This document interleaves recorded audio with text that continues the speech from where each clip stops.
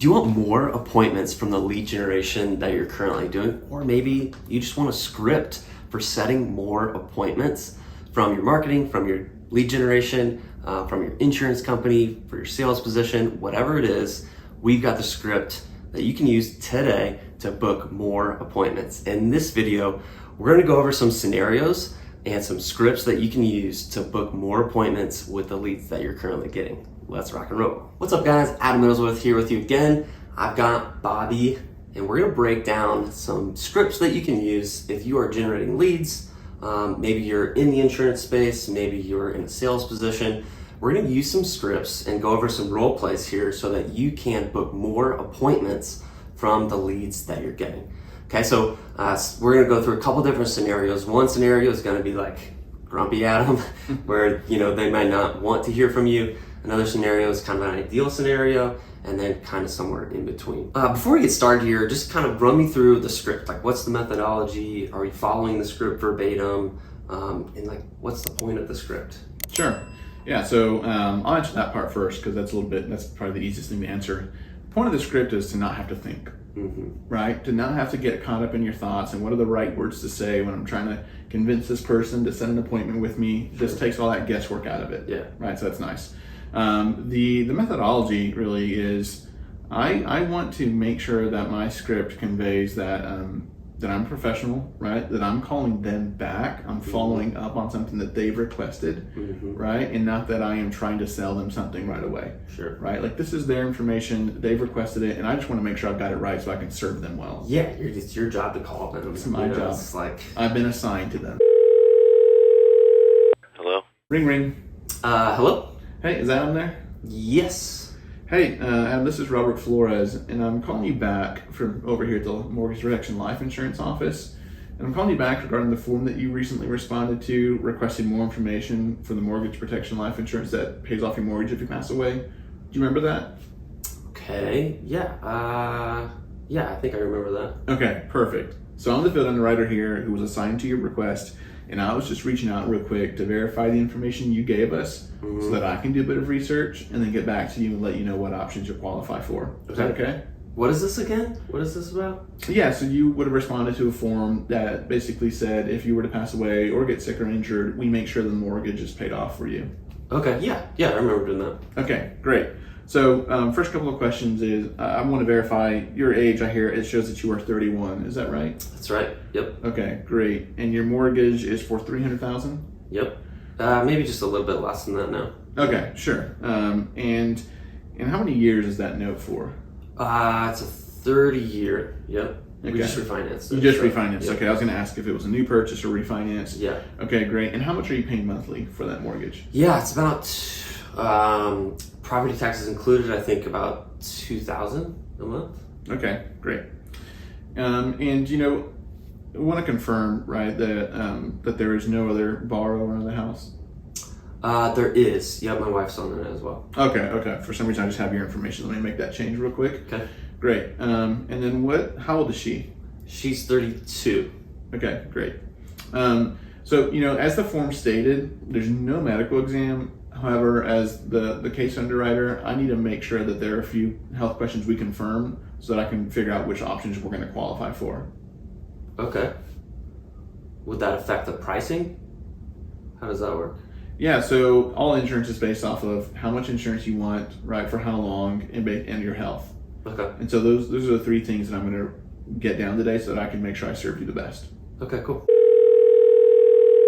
Hello? Ring, ring. Hello? Hi, is Adam there?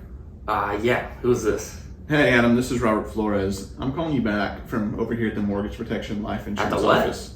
The Mortgage Protection Life Insurance Office. Okay. You recently responded to a form requesting more information for the Mortgage Protection Life Insurance that pays off your mortgage if you pass away. Do you remember that? No. Okay, no, not a problem. This happens more than you think, right? We got a million things going on. But somebody, either you or maybe somebody else in your household, a lot of times the spouses fill out this form requesting more information. Does that ring a bell at all? I don't think so. I don't think my wife would do that. I don't remember doing that. I don't know. Okay, fair enough. I wouldn't have this information if it wasn't assigned to me because somebody requested it. So I just want to make sure that I'm following up and helping you out. Is it important for you to make sure the house is paid off if you were to get sick or injured? I mean, maybe. What does it cost? Yeah, that's exactly why I'm calling. I want to verify the information that I have so that I can begin doing some research and figure out what options you'll qualify for and how much they cost. Okay. Okay. Okay, is that fine? I guess. Yeah, sure. Okay, so the mortgage here shows that you have $300,000 left on it. Is that about right? Yep. Okay, and then I show that you're 31 years old. Mm-hmm. Is that correct? Yep. Okay. Was this a refinance or a new purchase? This is a refinance. Great. And for how many years did you refinance? 30 years. Okay. And what are you paying monthly? About two. Okay, $2,000 a month. Okay, and if you were to get sick or injured, again, I just want to verify before we go down this road. Like, does it matter to you to make sure the house is paid off? I mean, I guess, yeah, that's probably the right thing to do. I don't know what it costs, Okay, sure. So I'm going to confirm a few health questions that will help me figure out how much it costs for you. Okay. You don't need to there's not a medical exam necessary, but in order to figure out what are the best options you'll qualify for, then I'm going to go ahead and confirm a few health questions. And here's the thing about what it costs. I usually show people 4 options, 3 to 4. One is like, what is the least expensive bare bones policy we can get to make sure that we're taken care of? And then some people, who want to make sure that this policy works for them, right? They get something back from it. I show them options to make sure that that's possible too. Costs a little bit more, right? But they're more focused on what the policy's doing for them than paying another bill. Okay. Is that okay? Yeah, I mean, I think we would probably have, I don't know, $150 a month to work with at the most. Okay. I mean, I'm positive I can find something in that range for you guys. Okay. Yeah, I'm open to it. Hello? Ring, ring. Hello? Hey, is Adam there? Yep. Who is this? Hey, Adam, this is Robert Flores. Who? Robert Flores. I'm calling you back from over here at the Mortgage Protection Life Insurance Office. Okay. And I'm calling you back regarding the form that you recently responded to requesting more information for the Mortgage Protection Life Insurance that pays off your house if you pass away. Okay. Yeah, I'm no longer interested in that. Okay. So did you change your mind or did you purchase it elsewhere? Yeah, I just don't want it anymore. Okay. Is it because you already have that protection in Yeah, place? we're covered. I think my work has something. We're covered. I don't want it anymore. Fair enough. I hear people get coverage through work all the time, and that's a great thing to have. But let me ask you this: if you were to leave work or stop working, would it matter to you to still have this protection in place? Yeah, no, I'm good, man. I think I'm good. I'm protected. I'm okay. Okay, definitely don't want to bother you, right? I'm just following up and doing my job. So when I take notes on my reasons for not pursuing this, you just changed your mind. Yeah, I'm just no longer interested. We're protected. Okay, hey, fair enough. Adam, have a good day. He wouldn't tell me that. Yeah. That's hard for me. But I'm gonna get a couple no's, right? Like, Yeah. I'm gonna stretch it out, and I want to hear no a couple times. Oh man, that was awesome. I learned a lot through those. You did a lot of things really well. You matched tempo and all those things, and you can dive into those specifically. But just kind of give me an overview of all 3. Yeah, sure. I appreciate that. It was funny, right? Because matching tempo is super important, right? And so the first guy, he was interested, he was ready, right? And I was able to just go through the script and set that meeting, right? And I didn't actually set it, right? I didn't go through the whole how do I send a calendar invite thing, right? But basically from the feel of that conversation, we were going to set a meeting, Yeah. right? And the second person was a little bit more forgetful, right? And so I don't freak out. Yep. Like, it's okay if they don't remember, Yep. right? That's not the worst objection that you're going to hear. Sure. So you just you let them know, like, yeah, life's busy. Yep. We forget a lot of things. It Yeah. happens all the time. Yeah. I let them know this happens all the time, and it does, right? And I'm still able to go through the process, remind them why it's important, right? And I jogged their memory and I set the meeting. Yeah. Third person, they weren't interested, and it's not my job to make them interested, Yeah. right? I'm gonna ask a few questions. I want to hear no a couple of times, and he was quick,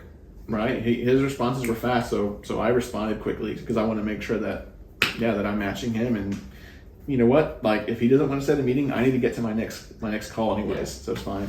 So out of 10 leads or so, 10 calls that you make and you actually hear their voice, how many of those would you say that you set? Yeah, if I call 10 and let's say that I talk to 6, I'm going to set 3 or 4 of those. Okay. Right? That's really good. Yeah, I'm going to set 3 or 4 of those. Man, that's really good.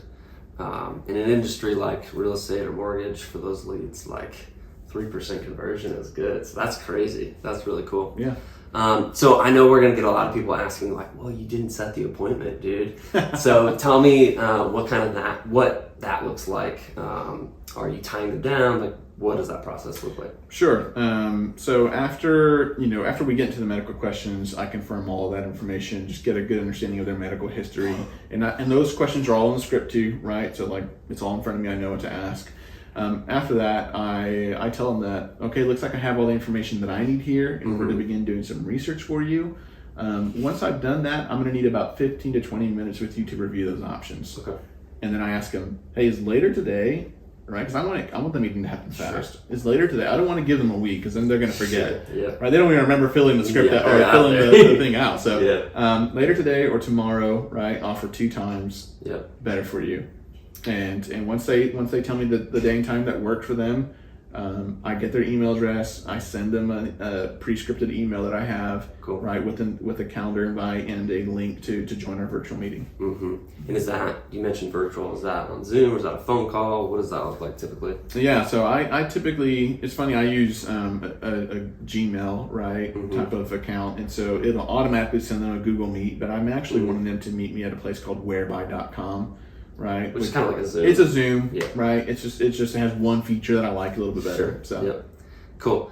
And guys, if you want the presentation that Bobby uses for appointments, we've got a video for that too. Look in the description for that link. We'll go through all the options that he would give to those exact sets. Okay.